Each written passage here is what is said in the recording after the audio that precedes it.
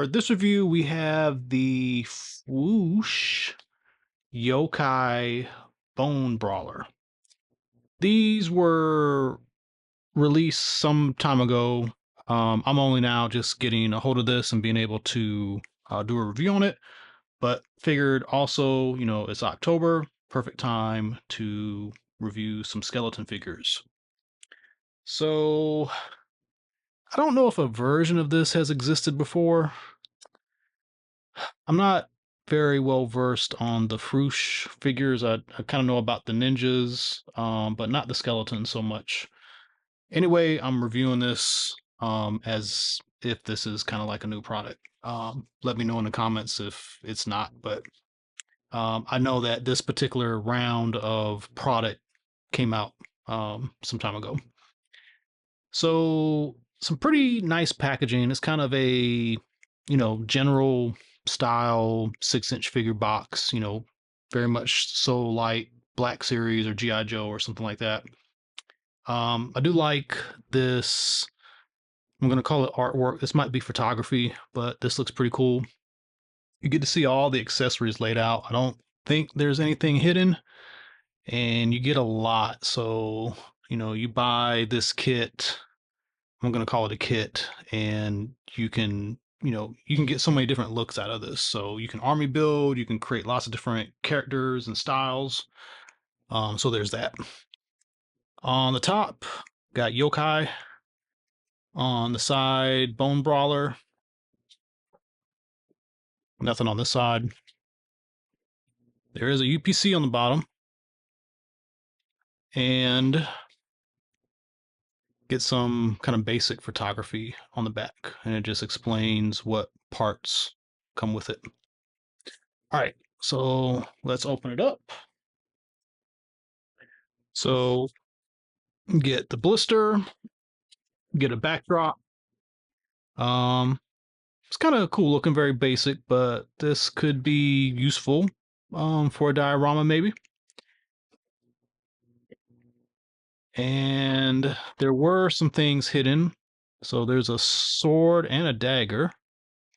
But that's pretty much it. So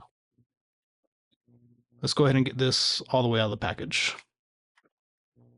Okay, so here we go with everything out of the box, and it's pretty amazing. There's a lot of accessories. Mostly heads, but lots of accessories. Almost all of the heads have a movable jaw. There's that one there that does not. Actually, these two do not. This guy with the bomb, the grenade, has a movable jaw. I said head. Yeah, I meant to say jaw. um, they like to roll for some weird reason. The demon head, the one with the grenade, and I think the default head also has a movable jaw. It's kind of amazing that these things stand. They're kind of spindly, because they're skeletons. So I kind of imagine it being close to a battle droid, but the plastic is decently firm.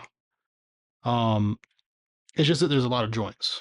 And sometimes when things have too many joints, it's kind of unruly. But they've done a good job with the joint system on this guy. There are just so many articulation points. I'm going to try to go over this. So hopefully I don't mess this up too much, but top of the head is on a ball joint. Bottom is on a disc hinge style joint. So lots of manipulation there. Disc hinge on the shoulders. No butterfly. The elbows are single hinge, but because there's no arm structure, you get beyond 90. there is a swivel at the top of the shoulder. The hands swivel and are also on a disc hinge style. So you can basically get, whatever type of up-down motion you want from that.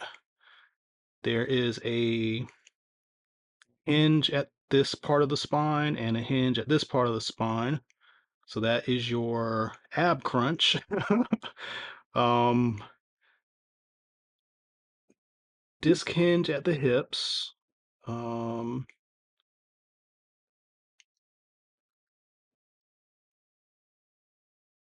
trying to see. Yeah, it swivels at that same at the bottom of that joint. There is single hinge on the knee, and also this turns. And then at the ankle, also a disc hinge. Because you don't have any structure getting in the way, there's a good bit of movement. The tilt would be involved with, basically getting the disc hinge in the right position, and no toe articulation, which I think is fine because if there was toe articulation, I'm pretty sure this thing would not stand at all. um, this is it's pretty cool. So we saw the skull heads. You get a pumpkin head if you want to do a pumpkin type thing. He comes with these kind of splayed out hands. He's got a relaxed set of hands, and then he's got gripping hands. He's got two weapons. He's got a dagger, and he's got a sword. Very medieval looking sword. So you can pair that up in any possible way you want. So just super excellent skeletal figure um, for any collection. So Fwoosh came out with a exclusive before the regular release. So they've got this glow in the dark version. This came with a good bit of accessories, but I don't think it came with the same amount. One thing that's a little weird about this is it feels gritty.